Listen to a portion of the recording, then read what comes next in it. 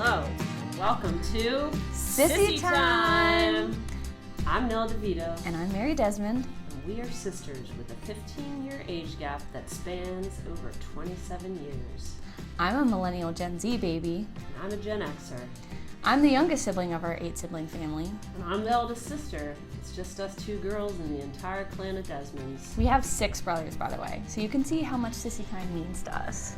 This podcast is all about our relationship as sissies, how we see the world differently, but also the same, how our relationship started, how it has transformed over time, and how we hope to see it grow and flourish in the future.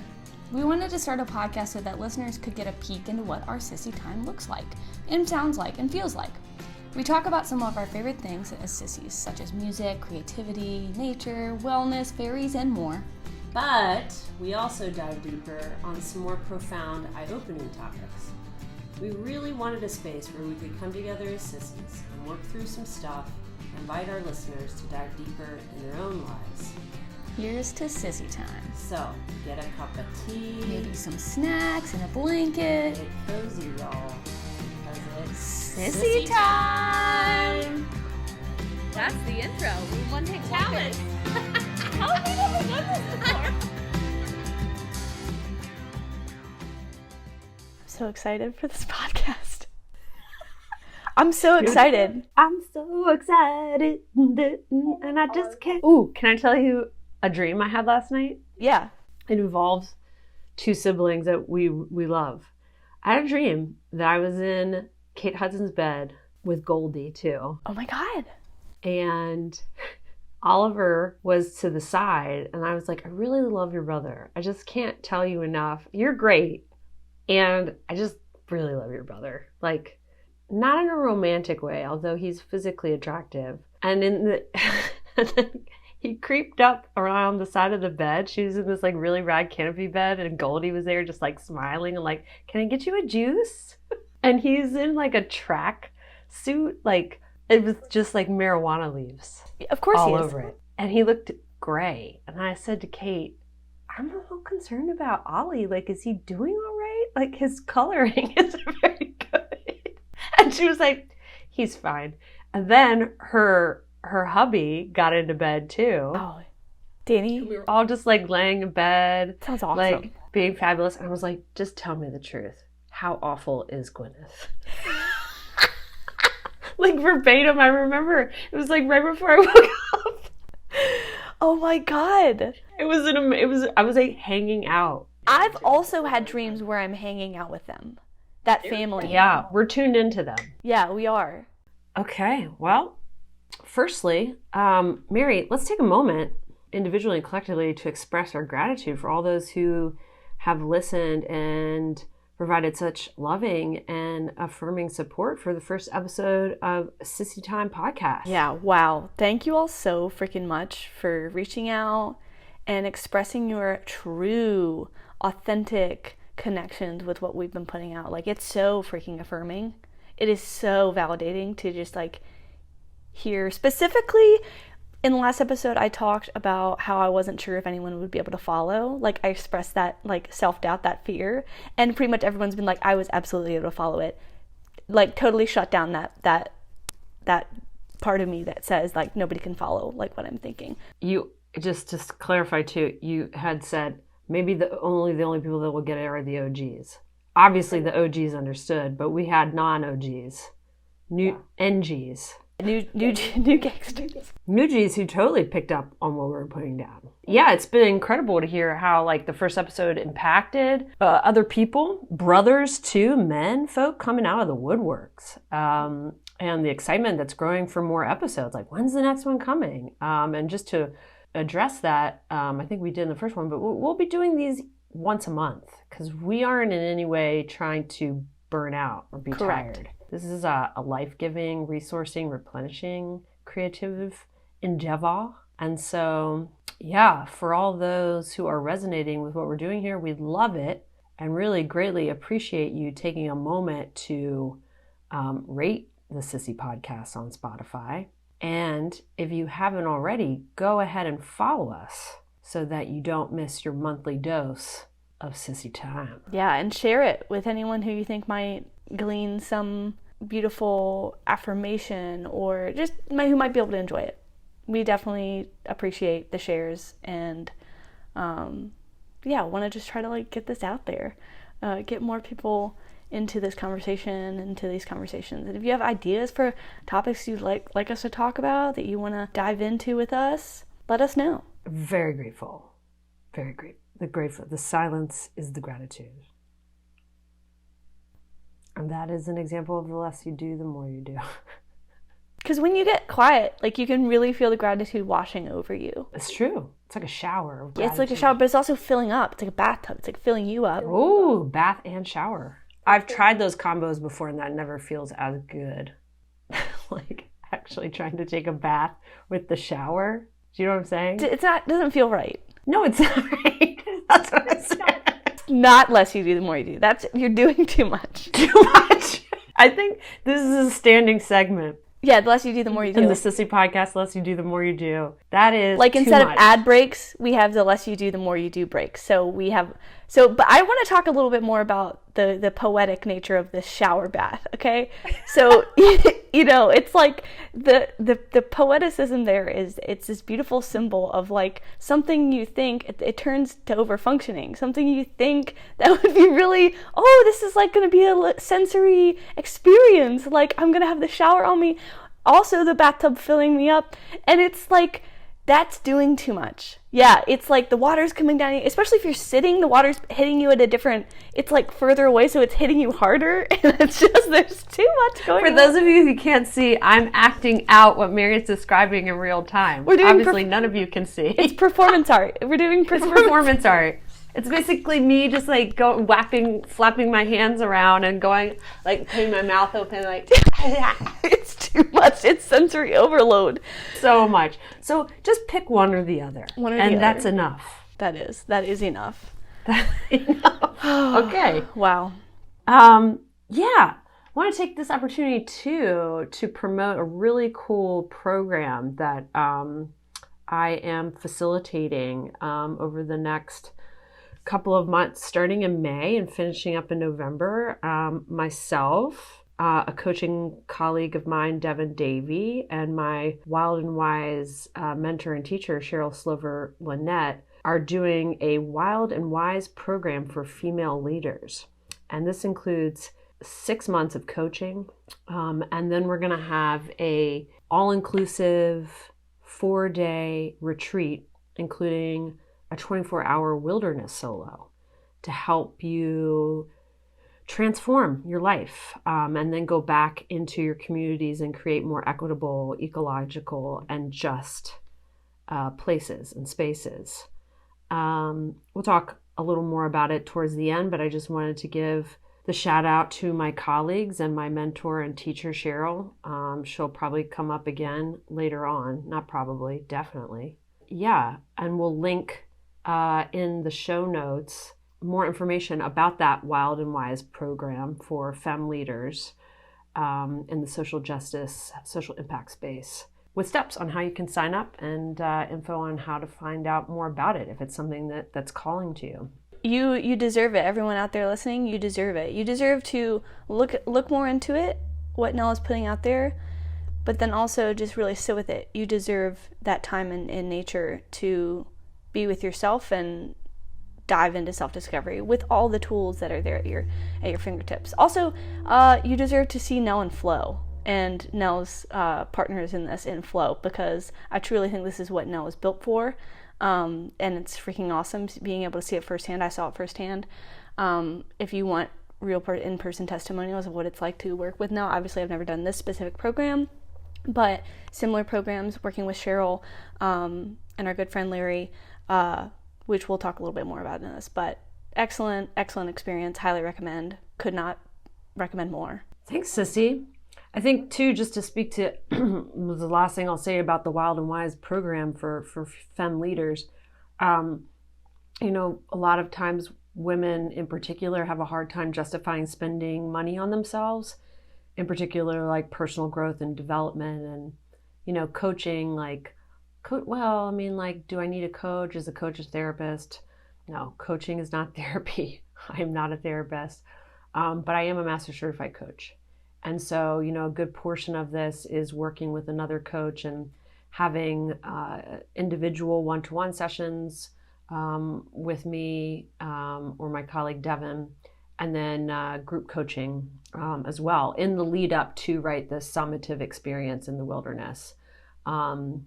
So I think it's definitely worth the investment. And I just to say this, we've already had women sign up and they're not even having to fund it. What they're doing is they're going to their managers and HR. HR is providing it because, development of self lends itself well to enhanced leadership in working in community. So we'll have more, a little bit more at the end on that and more info in the notes. But wanted to, as the title of this episode is called The Nature, kind of tie that in. It felt pretty organic to speak to that. Yeah, it's a really good launching point because, yes, as Nell said, this episode we'll be talking about the nature. The nature. And we'll be talking about our upbringing on our lovely family farm in the Shenandoah Valley. And then we'll be also just touching on aspects of how nature is a teacher, how nature is a connector, a healer, and then also finally we will talk about the magic of nature and Sissy Time and how Sissy Time manifests in nature and how nature manifests in Sissy Time. And we will kind of just, share some anecdotes and ways that we have grown through nature and how we continue to experience synchronicities through nature and how we evolve through nature. Obviously lots to talk about. We could talk for centuries about this. I'd love to get us grounded though in a beautiful quote, if I may, Mary. Let's do it. One of my favorite authors, John O'Donohue, wrote this: "The earth is not outside us, it is within, the clay from where the tree of the body grows. When we emerge from our offices, rooms, and houses, we enter our natural element. We are children of the earth, people to whom the outdoors is home. Nothing can separate us from the vigor and vibrancy of this inheritance." And again, that's written by the since deceased beautiful writer John O'Donohue, Irish writer, former theologian, poet, master of prose. And I think that's a beautiful reflection that he shares, and kind of, when I was putting an outline together, thought, how can this quote from this man's beautiful body of work kind of lead us into the chat we're going to have today. So Sissy, what do you feel like starting with? There's so much. I think since we're on John O'Donohue, it is St. Patrick's Day. Yeah, it is St. Patrick's Day. It's St. Patrick's Day. The day we're recording this, the moment we're recording this, is a moment in time, and that time is St. Patrick's Day. Erin go bragh. Erin go bragh. I think we just dive into our ancestral heritage and how that directly relates to our natural inclination to turn to nature, to heal, and to re-ingrain ourselves with that natural belonging that comes from being in nature. Go, Mary. I'm very, very proud to be of Irish descent. Very, very proud to learn more and more about my ancestors every day, every moment, every chance I get to hear some sort of oral story from my dad or my mom, and learning about people who lived off the land and had a deep, deep, deep reverence for the land. I feel that so deeply when I do commune with nature. I feel that ancestral magic coming through me and shining inside of me in this beautiful, effervescent way. Like when I'm sitting near a river and I hear it babbling or rushing deeply, or if I am in a forest, or if I'm out in a field, a pasture, I hear cows mooing, I hear birds chirping, I hear bugs chittering in the grass. I feel that beautiful, everlasting magic that I know my ancestors felt when they were in nature, because they were constantly turning to it for healing purposes, for creative purposes.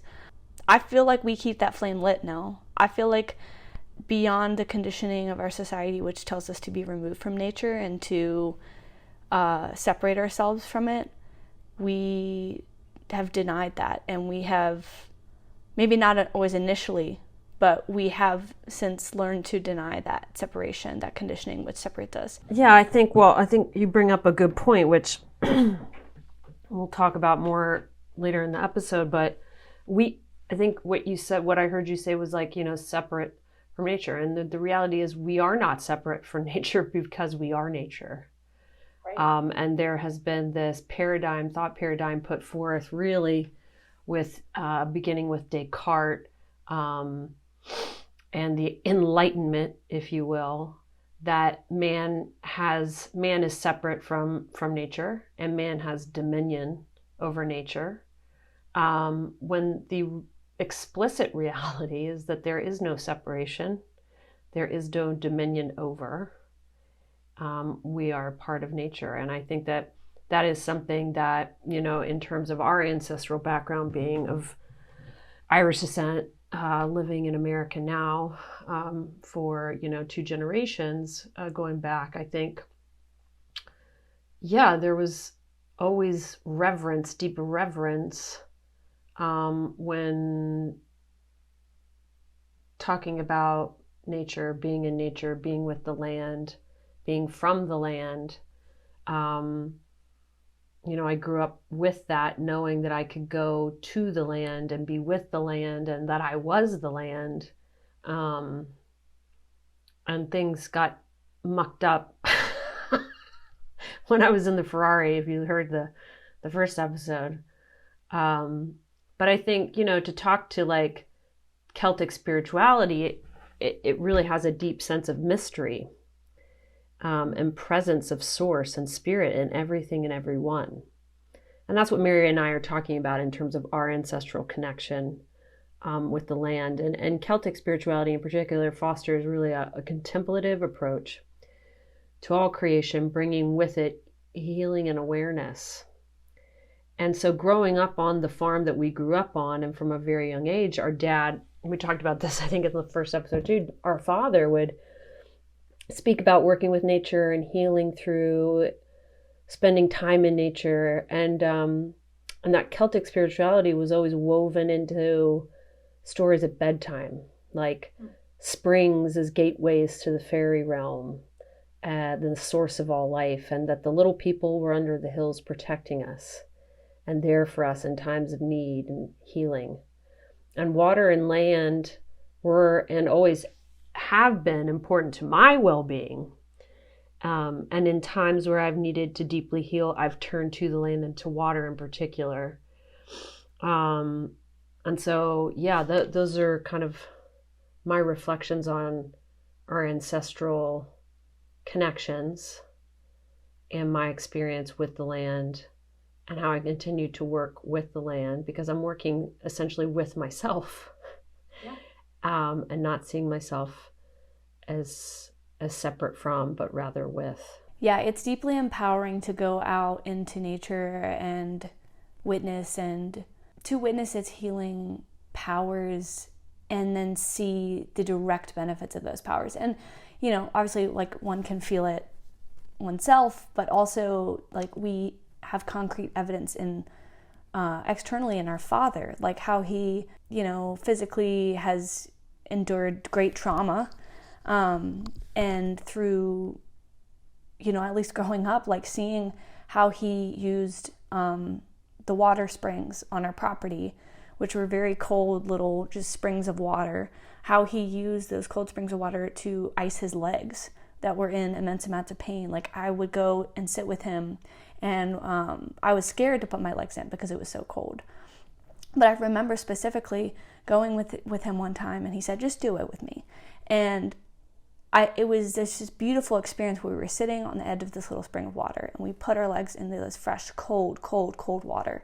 And I just remember feeling that palpable, mystical feeling of like, this water really is re-energizing us both in this beautiful way. Not only were we just getting to have that beautiful experience together in solitude and silence, hearing the sounds of nature, but I could almost feel like the magical, like potion-like behavior of the water. Just it was Mary, I want to. This is something's coming up as you're saying this. Yeah. And we keep talking about the magic of nature and the magic, and so I kind of want to turn the lens on, like, well, we're talking about it not being separate from us, and so this idea of actually that's our own magic, right? Yeah. The meaning making that we're creating poetically, creatively as thoughtful beings, that's the magic. That's the magic, like the sound. It's a sensory experience, right? It's a gift too, being able to a deep privilege, embark on that journey. It's a deep privilege, correct. Let me just, let's sit with that. The privilege to be creative in our meaning making is a fucking privilege. But it is that, it's magic. It's so incredible. It's a conjuring of deep-rooted evolutionary thinking that keeps us doing things that will truly help us physically, mentally, emotionally, spiritually. Just a little light, just something light to start off with. Yeah, something light. We really went knee deep. We went real deep in real fast. Hopefully listeners. Well, listen, y'all. I don't think any of y'all could have expected us to be like, we like going on nature walks and I like skipping. Going on back. Like no one for any moment thought that this was just going to be like, make sure you drink water and make sure you get some sunlight. Like make sure, like forest the very bathing. Surface level wellness industry. That's not the wellness nature industrial complex is real, but we're not that. No. We're not talking about that. That was good. I just wanted to point that out. Like, there's just that was 0 to 150. That was a different kind of Ferrari. That was the forest. That was like I'll no more metaphor right now. I don't. We love a metaphor here at Sissy Podcast. Let's go to, I think this is a good time to talk about play in nature, because playing in nature is also so healing, right? I think we probably have both different perspectives and stories, right? To go back to the theme of this, the general theme of this podcast, right? Is the difference in perspectives we bring, right? With regards to our age and where we grew up and how we grew up. And man, I have so many incredible stories of being on that land, and not just being on that land, but being out in other places and spaces with my siblings, with my cousins. You know who I'm talking about? Mino and Peter and Christopher and Jonathan and Kefren. We had some of the best times on the farm, building forts, but also going to this magical place in West Virginia every summer for family camp. Camp Allegheny, which was like on the land that had been originally owned by family on my mother's side, and it's on the beautiful Greenbrier River in West Virginia. And just talk about a magical space and place. Playing, there's something so, when I think back to those times of playing by the river or going to Goshen, right, the Maury River, and letting that magical, wonderful water wash over me and playing. And I don't know if I need to define play. I think everybody knows what it means to play, I hope, in your own way. And then it can mean different things to different people. Yeah. But for me, it was being unleashed. Yeah. Like playing with my family, friends, and nature was just me in my most natural state, and it still is. And I have such wonderful memories too. We had horses, and I would take like the horses, and I had a good girlfriend growing up who rode horses too, and we would just pack a backpack, saddle up the horses, and just go off for the day with the horses.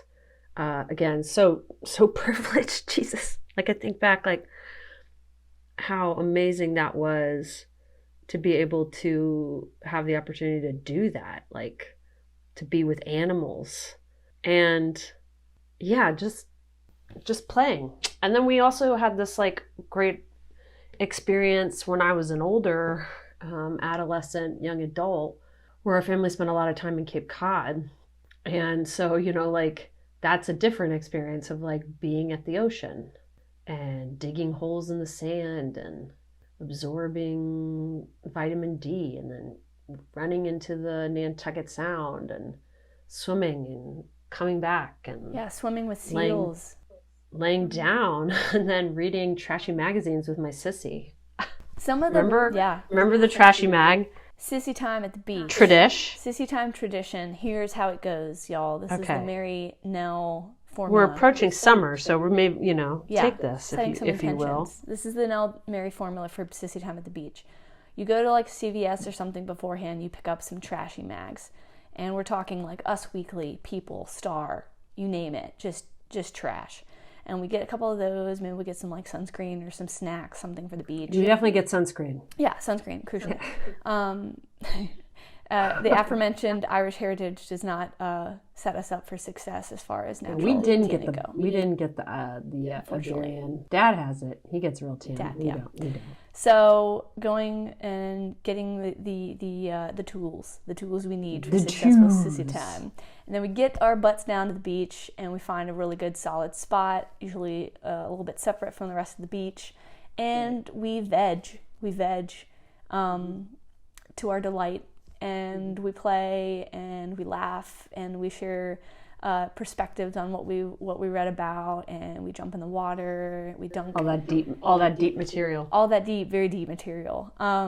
Just it's so restorative. And then after we've played to our delights at the beach, we usually get in on some nourishment. And by nourishment, I mean some real good pizza from our favorite pizza place in Harwich, Massachusetts, called George's Pizza. Shout out to George's Pizza. An establishment, an institution. Come be fams in George's. Nell was a favorite because Nell went in with she went in with notes. She went with an agenda. They loved that she came in and she was efficient because they had people coming in like, oh, I don't really know what I want. Like my family wants, Nell knew exactly. She had everyone's orders. We knew exactly what we needed to get done. They loved it. And we all love Nell for it because, just thank you, Nell. That's all I can say. No problem. Yeah, George appreciated my optimization of ordering. Correct. I think just years also too in the food and beverage industry. We weren't wasting anybody's time. I knew what George needed to have in order to get the pizza. Yeah, cut through the middleman, just get directly to the source. So, yeah, that's the Nell Mary Sissy Time at the beach formula. Try it out; it's great. I highly recommend. Yeah, I think Cape Cod was a very different kind of magic. I think we both can resonate with that. That it was a different natural magic than the farm magic, but was still magic. Any one of our family members can speak to the magic. I mean, literally in so many different ways. I think we'll have to obviously have our siblings on at some point. We can talk about, get their perspectives too. But the fact that Nell, was a young adult at that time, and I was a child, also like just, I feel like in a lot of ways, it was special that we had those times at the beach. We also like. In Cape Cod, there's these beautiful like freshwater ponds, which we spent a lot of time at swimming in. I loved going to this one particular pond called Sheep Pond and swimming there and sort of like washing off the salt after a long day. And the pond had warmed up from the heat of the sun, and it was just beautiful and warm, and it was just a beautiful place to be. And then also there was a really magical forest, it was a little park, natural site right by our house called Thompson Field. And that was a great place to go bike riding, go on nature walks. Very, very. I think this is like a unintended commercial for Harwichport, Massachusetts. If you know, you know. If you know, you know. Yeah, it's Thompson Field is very, very special. Lots of fairy sightings there. That's actually one of the first places I really got in tune with the fairies, like finding fairies, witnessing, discovering fairies. It was Mary, we have to, I think, so there might be listeners that don't know necessarily what we're talking about when we say fairies. So maybe we define fairies non-poetically. Okay, non-poetically, fairies they're beautiful little sparkly beings that exist in nature, and you can and you will see them if you let yourself discover them, because they're there and you might not see them initially. But getting into the space where you can see fairies is subjective. For me, what I do is, actually, okay, this will be a good segue into correlating the presence of fairies into what I want to talk about my run commute and trail running. Because I have never felt more in tune with the fairies than I have in the past few months, where I've gotten into my trail running commute routine. So for any of you who don't know, I do trail running often, pretty much every day after work as part of my run commute. So I run from my office to a local park nearby where my boyfriend then picks me up. Because in America we don't have walkable infrastructure. Anyway. Way to get that dig. Oh, I had to get that dig in, I had to call it out. I had to be a little subversive. So the run commute is beautiful because I'm running away from the machine. I'm running away from the techno-centered cubicle troll existence, and I'm running away from it into the... But she loves her job. I do love my job. For those and of you listening at CoStar, she loves her job. I do. I really do love my job. And we're talking about the larger system. Yeah, more and more meaning out of it every day. So I run over the river, over the beautiful James River, and just from that moment of running over the river, I see glistening sparkles on the water from where the sun is hitting the water. And I notice those are some river fairies right there. Sparkly effervescence of the foam on the water. That's fairies. So there's one instance of fairies. And then once I get off the bridge, I'm over on the other side on the river now. I'm in the forest. And in the forest, if you look up, you know, this can happen any season, but specifically I'm thinking spring, summer, you have this deep green foliage in the canopy of the trees, and you look up and the light's shining through, and there's sparkles. There's this beautiful there's just this beautiful visual delight that you can witness when you look up and you look around. That to me is fairies. That to me is the magic of being present, like just noticing, that art of noticing when you're out in nature. That's how I get to see fairies. Now, you can try that. You can witness that. You can lots of different ways. I also love. You might have other ways. Little mossy knolls. We're going down a hole, Mary. This is great. We're going down a fairy hole. Wonderful, wonderful, wonderful, wonderful, and another topic all on its own. I'm definitely going down a hole. She's definitely going down a hole because she loves it and believes. That's what I want to say. That's all I'm going to speak to. Belief. Subjective, but as we know, the subjective can bring the collective together. So if you're a fan of fairies, let us know in your comments on Spotify, and let us know if you want us to do a deeper dive into what they are and what they mean. But they're very important to both me. And I feel like this is a great time to we've got special people in our lives that are not blood sisters, but the sissies of choice. This is a great time to bring in. We've already brought her in 3 times in the first podcast. We're going to bring her in again right now. Jen Bonoma believes in fairies, and Jen and I have had many interactions with fairies. And when we have Jen on, we'll get her to talk about that, because she has some very special ways in which she tunes into the fairy magic. Wow, we'll really have to edit this section down. We will. I mean, part of me wants to keep it in, but I understand. I think the fairies, to me, they teach me about magic. This idea of the magic within, and if we talk about the, what was the equation that we came up with for Sissy Time, internal Sissy Time? Nourishment. Creativity and rest. Yeah. And I feel like so stepping away from fairies for a moment, the directly into nature. Stepping away. I think we're just gonna. Yeah, I'm stepping away from that because Mary's stepping away. I was falling into a wormhole, of course. So, the Sissy formula that we talked about in the last episode: nourishment, creativity, rest. Yeah. All things that you can do and are actually heightened in nature. Yeah. And I feel like also I had this revelation yesterday with my good friend Jordan. We were having a conversation about those three things are also coincidentally things that our systems outside our non-natural systems do not deem as productive or worthy of value or they're not money making things. They are natural, beautiful ways of being, and in direct resistance to the toxic systems and ways of being that exist. Yeah. Dig on that. I think that's just like a beautiful way that Sissy Time perfectly blends directly into nature. Well, and I think, to move into this kind of idea of nature as a teacher, right? Because I don't think I would really understand the need for nourishment, creativity, and rest if nature hadn't taught me that. So that's kind of one of the ways that nature's been a teacher in my life. I mean, really, good Lord, where do I begin?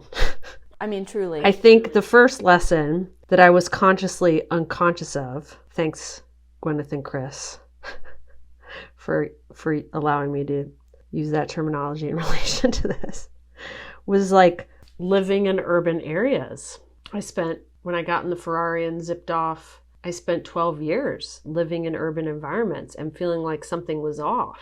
And in an effort to be successful and cut myself away from where I had come from, I separated myself from I separated from my true self, which is nature, which is natural. And I can look back now and see that the choice to live day to day in cities was a key factor to my unhappiness and disconnection from my true self.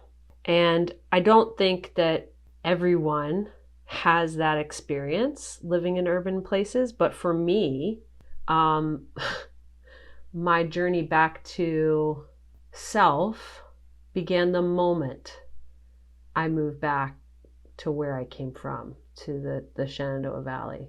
And there was an unwinding and a falling apart, which is also a natural piece and cycle and rhythm to nature. But yeah, nature is a teacher. And it's taught me, right, the biggest lesson is that we are nature. We said this at the beginning. We are not separate from our greater or greater than the nature. And, I have many teachers, but I want to give a lot of credit to my dear teachers, Larry Glover of the Wild Resiliency Institute and Cheryl Slover Lynette of Lead Feather for having taught me so much in my later years as I've embarked on my journey as a wilderness solo guide, and sharing that information and that deep understanding and wisdom that's in nature with others. Yeah, let's talk, Mary, let's jam on cycles and rhythms. So what I want to bring us around to is like how nature acts as a teacher through the ways in which it operates. And I think one of the most evident ones is cycles and rhythms. Like what are your thoughts on cycles and rhythms, Mary, and how they've been a teacher for you?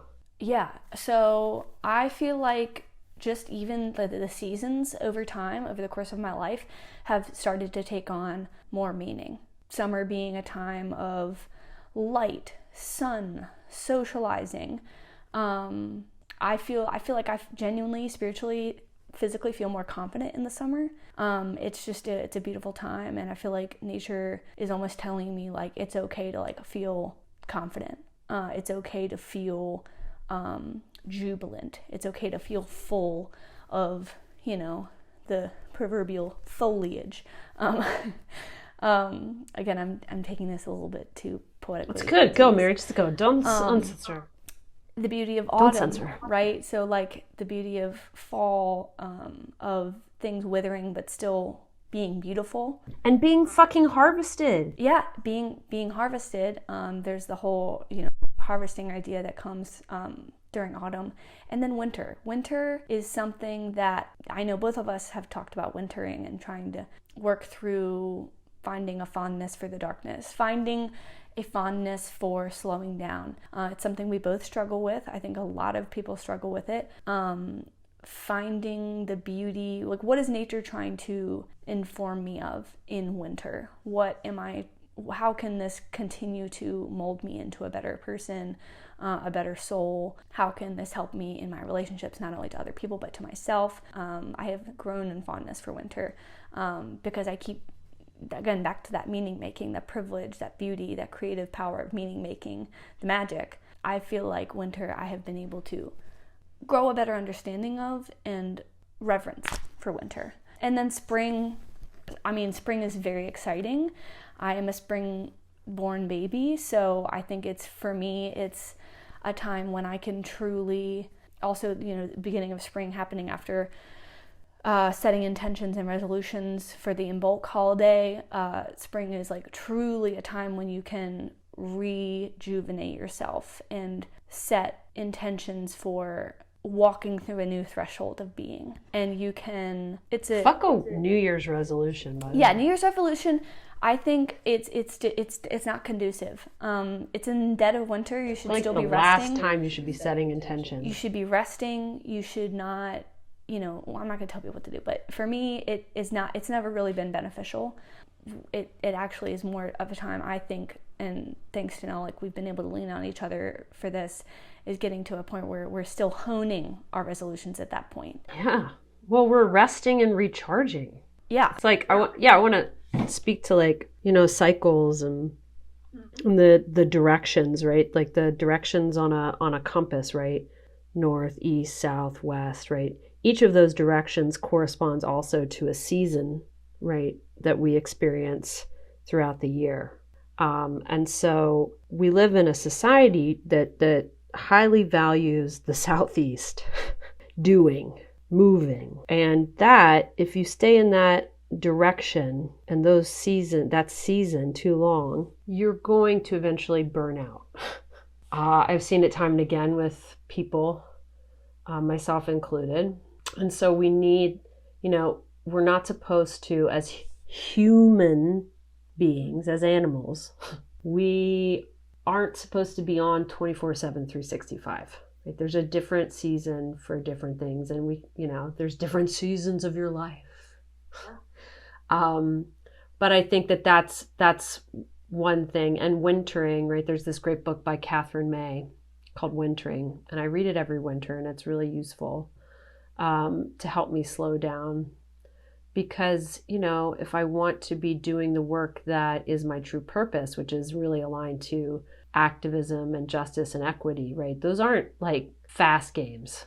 They require, resourcing and rest if I want to be doing that the rest of my life. Another cycle that I think, is in particular a natural cycle for, femme identifying human beings is the menstrual cycle. And how for many years, and I don't know about you, but I think it's good to talk about this as sisters, like I felt ashamed of my cycle. I did not like my menstrual cycle. It was a burden. It was something that got in my way. It was an inconvenience. I'm not saying that it's optimal. I don't want to project this like toxic positive view of like something that can be painful for a lot of people, myself included, and isn't an easy situation. It's something that women go through. 50% of the population experience menstrual cycles, and the seasons of the cycle are reflected in nature, right? The winter of your cycle, right, is day 1 to say day 5, and it's really a time when you really need to take time out. And that looks different for every person, right? Because we all have different lives. But finding some moments of stillness and quiet. And then you have the spring of your cycle, which is immediately following menstruation, and it's when you start to waken up and maybe creative ideas, but you don't want to rush too fast. And then the summer of your cycle is your follicular phase, right? And it's when you're ovulating and it's go time. and then the fall is when, oh geez, man, that's the hardest season for me. The luteal phase. The luteal phase. It is like when all of my anger, when all of like the exhaustion, when all of the things that I have carried over the past 28 to 32 days come up. And really that is the call of, I'm going to use this language, the feminine spirit to start winding down so that when I go into winter of my cycle, I'm ready to really rest and then glean wisdom from that. And again, like nobody has, I don't know, maybe some people have the ability to like, I'm not going to do any work during the winter part of my cycle, but like that's not the reality. So there's a great book called Wild Power, which we can link in the notes, but that's really helped me. And I think Sissy's, like, whether it's your blood sisters or your friend's sisters, like we all chat about our cycles. Newsflash, dudes. Yeah, we should. We should. And our brothers out there that experience, partners that have menstrual cycles, like you deal with it too, but maybe you don't have a deep understanding of what's really going on hormonally. And I feel like I just want to say this very quickly. Women have a 28-day to 32-day, it varies, hormonal cycle, meaning we go through a month-long hormonal cycle. Men have a 24-hour hormonal cycle, meaning they experience the shifts and changes in hormones within a 24-hour period. It takes us 28 to 32 days. So that's something that I certainly didn't learn in sex education in school. And it certainly, I think, informs like living in a still male dominant world of systems. If we think about the systems that we operate in, they have been built by men for men, running on a 24-hour hormonal cycle. And so I just want to put that out there. No, I think part of the podcast, part of Sissy Time is being honest and being subversive and naming things. And you naming that as a reality is crucial, particularly to the topic of this episode. We are natural beings, and the systems that are in place are not natural. They don't serve half the population. But kind of go back to what you're saying about the seasons and the luteal phase being that time when you're prepping for winter. For me, the luteal phase is debilitating because I am the most socially misunderstood in that time period, and things are coming. Well, I also like to think about it as like my cup is full. So literally, my uterus is fucking full of blood. I'm full, but also like emotionally, mentally, like I am full of a month's worth, of a life's worth of experiences and things that I have embedded in me. And it is a time when, of course, I'm going to be misunderstood socially because I'm either not communicating to myself or to other people in a constructive way. So that's why with my partner, Carter, like I have been more and more honest, like as like what phase of my cycle I'm in. And like, I feel like that is good for both of us to have context and to know. And it also, it helps to have a partner who is receptive to that. Well, and it removes any kind of shame, because when we speak truth, right, we remove the shame. Yeah. Wow.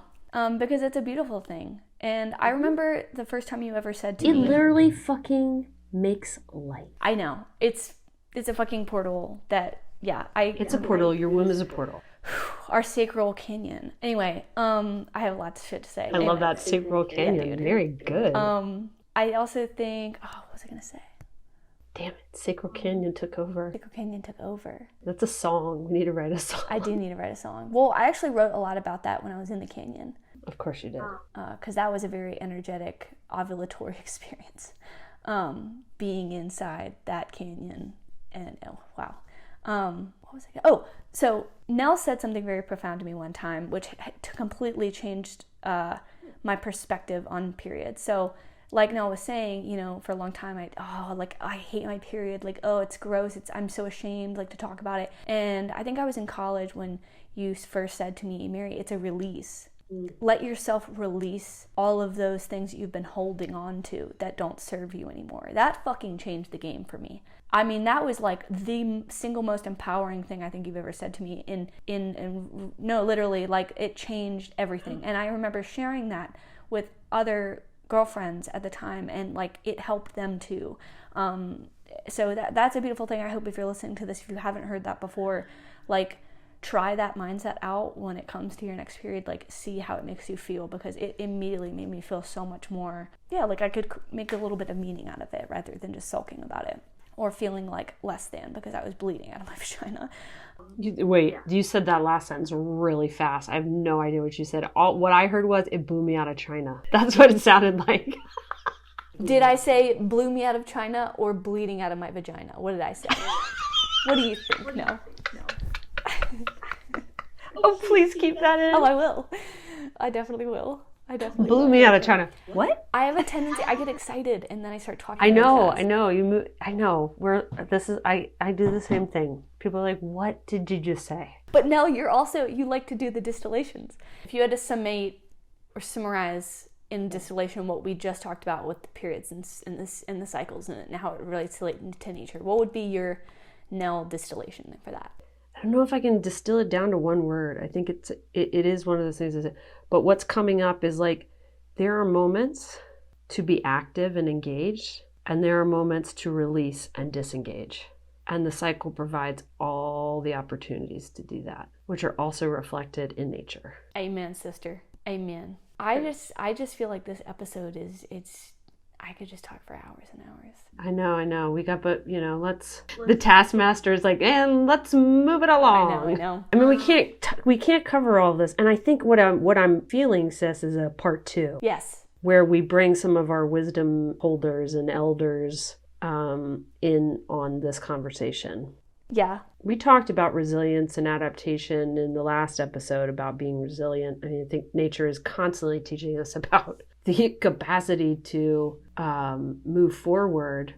And I want to give a shout out to Niall Breslin and his amazing podcast. And in his latest episode, his podcast is called Where Is My Mind? We'll put that in the show notes too, because that's definitely a great podcast. Is this, the term resilience has been co-opted by the man. It's a buzzword. It's been turned into a buzzword, and it's been turned into this thing of like, being resilient means you just keep going. You just keep going. And he broke it down so well in the latest episode, where like, resilience is not about keeping going. No. Sometimes resilience means you lose your shit and you completely fall apart and you have to pause, and it's a forced fucking pause, like a winter. And resilience is, what do you do after the pause, after the collapse? What are the learnings you take from it? And how do you then share those learnings with others to enhance connection and community, so that you aren't doing things on your fucking own all the time? That's resilience. Pushing and hustling and, this fucking word, grit. That's not resilience. That's not the way. That's not resilience. And I invite everyone to, if they see resilience come up, the word, the term, be a little bit skeptical of it and make sure that it is not being used in tandem with the machine. Mm-hmm. Be sure that it is being used in a way that is in tune with the natural resilience within all of us. That's right. We are all naturally resilient. Otherwise, we wouldn't be here, because our ancestors faced tremendous adversity. Yeah, we're talking famine. Yeah, famine, colonization, multiple times by multiple conquerors. Yeah. Mass migration. The culture is resilient, and also the culture of resilience is present in our culture, and it's in our genetics. But yeah, I mean, this idea that resilience means you just keep going. You keep producing under. I'm gonna go have a day of self-care so that I can get back into the grind. Ooh, yeah, we are calling that out, and we are calling that self-indulgence, in directly feeding into the systems which do not serve you. And one of my soul sisters, one of your soul sisters, who we have never met all in this plane of existence, but the Nap Bishop, the Nap Ministry, right? This idea of rest as resistance, which is, deeply rooted in the Black feminist tradition, which it's our duty as white women to learn. It's not the more you do, the more you do. Right. It is It's legitimately the less you do, the more you do. This is the less you do, the more you do check. Less you do, more you do. So we talked about the less you do, the more you do in our last episode. Yeah. Take a nap. Take take a Or nap. if you can't take a nap, go lay outside on a blanket. Yes. Put your phone on Do Not Disturb. Yeah, think about yourself like you are a seed that's just been planted, and now you Ooh, I need love time and this. you need space and you need rest to absorb and grow. Embody that in your rest. Look at rest as that in one way. There's also a bunch of other ways that you can look at it symbolically, but nature rests all the time, built into the actual seasons. It's built into the cycles of the motherfucking day. It's literally everywhere, all the time, rest is happening. That's a tool of optimization.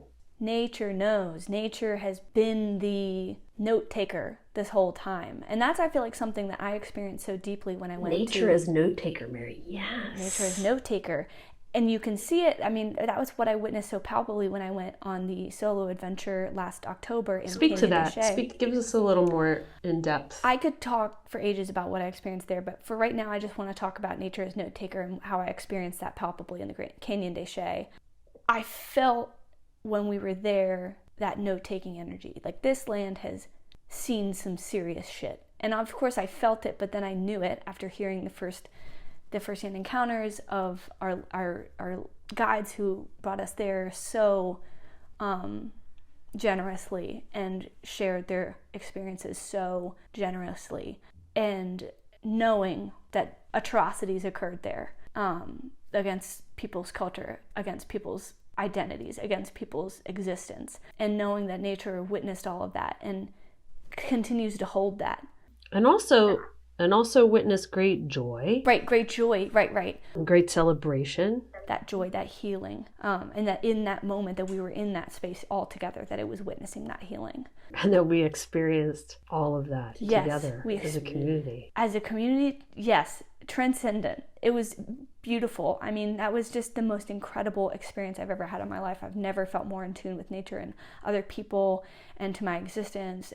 But I mean, literally looking up at the walls and you see the notes, you see the glyphs, you see the ruins inside the walls, and you just experience that feeling of, I'm just a piece in all of this.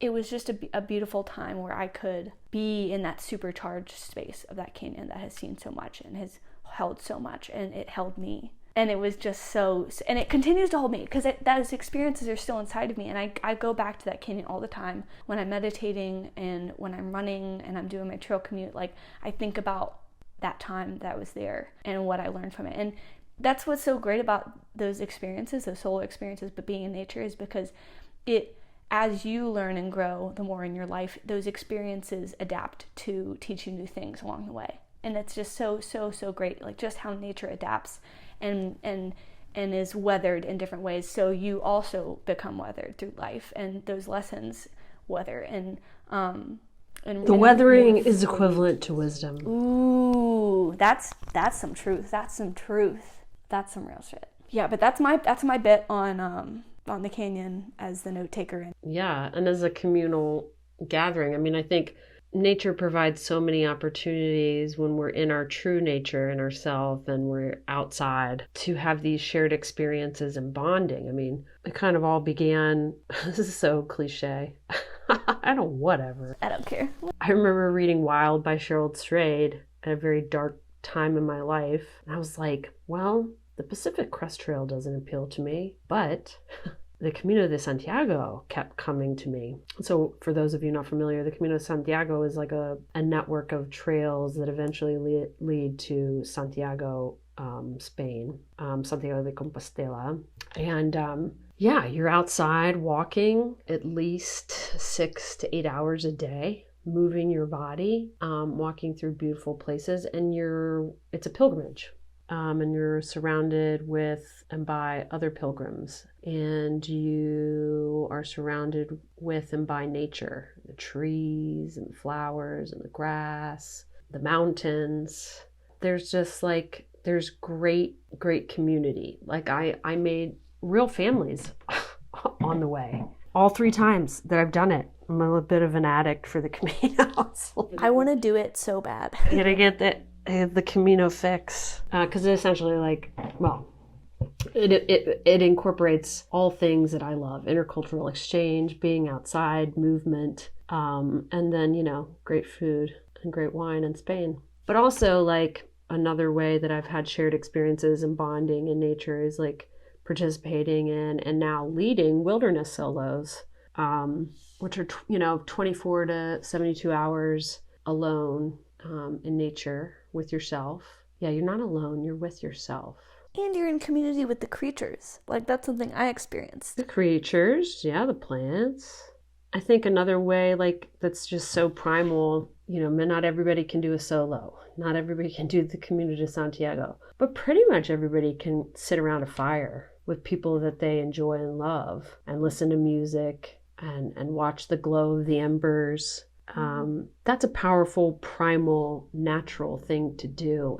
And every time I leave those situations, I feel more full. So before we move on to nature as a healer, I think that spending time in nature and nature as a connector, it fosters stewardship and activism, which is something like centered, grounded activism. So I want to give a shout out to the Bio Leadership Fellowship community at this point, which has been so instrumental in helping me understand the ways in which I can take my experiences in nature and apply them to the work I do. And this is full of incredible people. So I'll put a link. We'll put a link to that community as well in the show notes, because we are at a critical time on this planet. The ICU that we are currently in is due to this separation, this concept of man having dominion over nature, people having dominion over nature. And it's fucked us.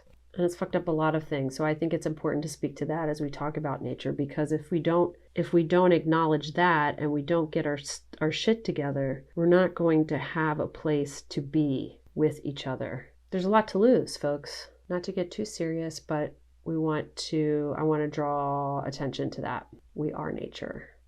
And when you can dig into that, when you sit with that, you start to make different choices. And I'm not going to go into that, but I think the choices we are faced with the choice of making better choices. The sooner that we begin to make as many choices as we can to go in the regenerative way, the closer we will get to a more creative, inclusive future. Mary, that's so wonderful that you said that, because in the show notes, I spoke to creativity, right? Like that's one of, and just to go back to the Sissy Time framework of nourishment, creativity, and rest, nature, oh my goodness gracious, think of all of the inspiration and creativity that nature provides. My good Lord, so much. So I think, I could literally talk about this for the rest of my life, but for right now, I'll distill it to how I think that nature is my creative connector, healer, teacher, because in one way, it helps me think of listening in a more creative way. So listening is something that I'm fairly good at, but I'm always honing, because I can, sometimes get sidetracked or get distracted. But when I'm listening in nature, I like to think about how intently I listen in nature. Like I'm listening to the leaves rustling in the trees. I'm listening to the way the water babbles over some rocks. I'm thinking about the way a crow caws or things like that. And how can I embody that same intention when I'm listening to my partner speak, or my sister speak, or my manager speaks to me at work? What are ways that I can embody that same delightful intention that I do when I'm in nature in my interpersonal relationships? Well, I think what I'm hearing you say, to distill down, is that nature enables you to ground and gain perspective. Let's close here with two things. Like I think we've talked about, nature as healer. Like Mary and I were chatting yesterday, and we were talking about there were some, chaotic shit happening when we were younger. The one place that we both went to was out on the farm in the fields, and it was where we could cry and where we could scream and where we could lay down and feel held, right? When maybe none of those things we were able to do within the confines of the home, but that Mother Nature, mothered us and allowed that space. so that we were able to release and have that compost down into the ground. And I think, nature has always been a stress reducer, and it's enabled me to relax. There's so much research right now coming out on how it improves mental health. I really, really, really don't want to see that be a fad. I don't want to see that turn into like this resilience spin language, but like there is science, right, that backs all this up. I think that nature as a healer leads to spiritual renewal and self-discovery, right? I think that it leads us down paths of physical healing and well-being. It leads us down paths of, again, going back to fostering creativity and inspiration. Art, right, is such a beautiful healer. And then inevitably, to pull the thread here on the Sissy Time, it leads to intergenerational connections. It does. Nature is healer. Inevitably leads you to making friends and making connections with people who aren't of the same age, and then people within your family who maybe are 15 years apart. And you think, they don't have much how could they have much in common? It ends up being one of the greatest connectors of and fuelers of that love fest that is Sissy Time. Yeah. Mary, go. I mean, Mary, what happens when what happens when we spend time in nature? Like, reflect back on times that we've healed together in the nature, with the nature. I mean, my brain immediately goes to us at Bank Street Beach in Cape Cod. I mean, going through the Sissy formula we talked about before, but I mean, I also think about our epic times at Goshen and how I then shared the Goshen magic with my girlfriends. Goshen gas.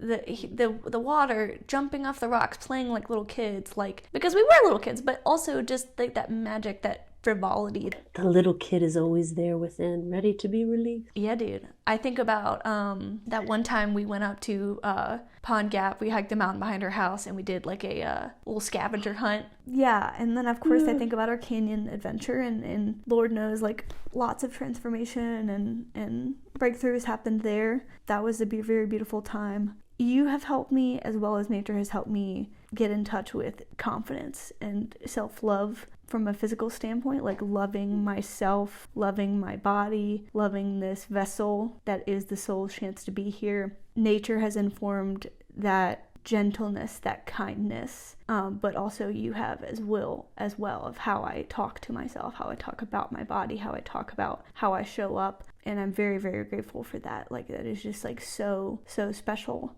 Oh, Sissy.